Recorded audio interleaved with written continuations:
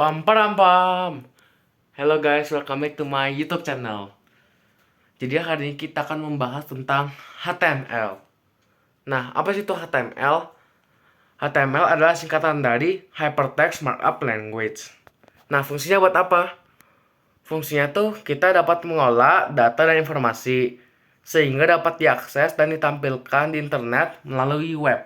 Selamat menyaksikan guys. Halo guys. Jadi di sini sudah terdapat kode-kodenya. Nah, sebelum memasukkan kode-kode ini, kita harus menuliskan doctype HTML. Kalau nggak ada ini, kodenya nggak bakal bisa jalan. Terus di sini ada head untuk judul, body untuk memasukkan kode-kodenya, dan table untuk membuat tabelnya. Terus di sini terdapat elemen H. Elemen H itu untuk membuat judul. Terus kalau misalnya angkanya makin gede, berarti ukuran fontnya makin kecil. Tuh. Misal kita ganti ukuran H1 menjadi H5. Kalau makin gede, angkanya makin kecil fontnya. Kita Ctrl save. Kita refresh. Tuh, menjadi lebih kecil.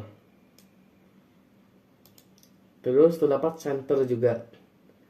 Center itu untuk membuat judulnya berada di tengah. Kalau tidak memakai center, tulisannya bakal berada di samping kiri.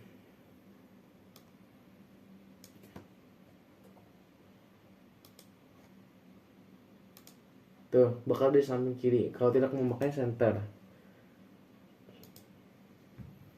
Nah, terus biar makin estetik, kalian bisa menambahkan emoji. Cara menambahkan emojinya adalah tinggal window sama titik. Langsung muncul. Setelah itu, untuk memasukkan gambar harus ada img src. Terus masukin linknya. Tapi kenapa yang saya tidak ada gambarnya? Karena saya tidak menaruhnya di dalam folder yang sama.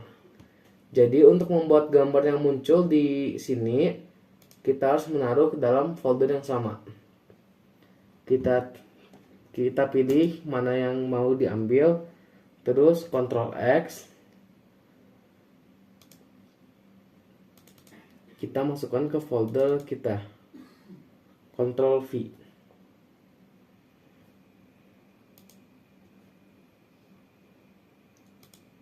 Tuh, muncul gambar kita.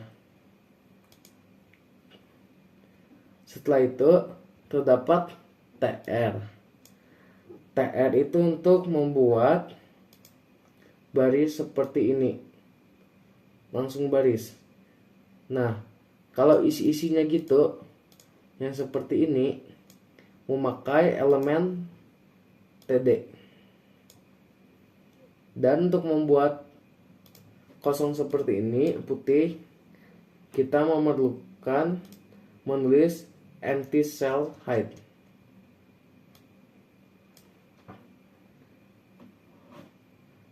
Nah, setelah itu kita tinggal ikutin yang ini. Kita tinggal ganti nama-nama sesuai tabel periodik.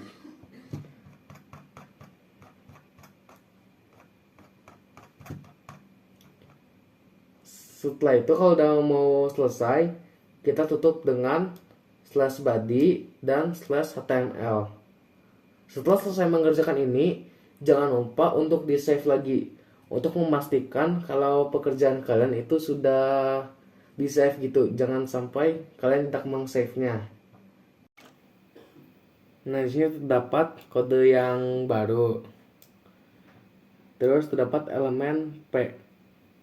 P atau paragraf itu digunakan untuk menaruh teks.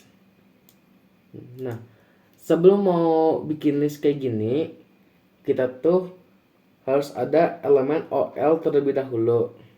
Yang ini. Setelah ada elemen OL, baru kita bisa bikin list seperti ini. jadinya seperti ini. Listnya seperti ini nih. 1, 2, 3. Terus di sini terdapat B. B adalah bold. Bold itu untuk membuat tulisan menjadi cetak tebal. Nah, kalau I untuk membuat tulisan menjadi miring. Dan kalau U untuk membuat garis di bawah teks. Ini cetaknya lebih tebal, miring, dan ada garis di bawah teks. Setelah itu terdapat elemen A. Nih, elemen A digunakan untuk membuat halaman web yang ditampilkan dalam browser. Sedangkan href untuk membuat linknya, untuk menaruh linknya. Jadi buat naruh link gini harus pakai href. Oke, jadi kesimpulannya adalah kita harus mempelajari struktur dasar HTML karena HTML cukup penting untuk diketahui dan dipelajari karena HTML merupakan markup language yang berisi kode-kode dasar untuk membuat web.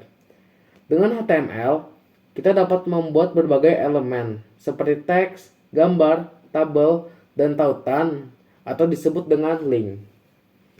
HTML juga mudah untuk dipelajari karena sintaksnya sederhana, sehingga cocok untuk pemula yang ingin mulai belajar HTML. Sekian dari saya, sampai jumpa di lain hari guys. Dadah.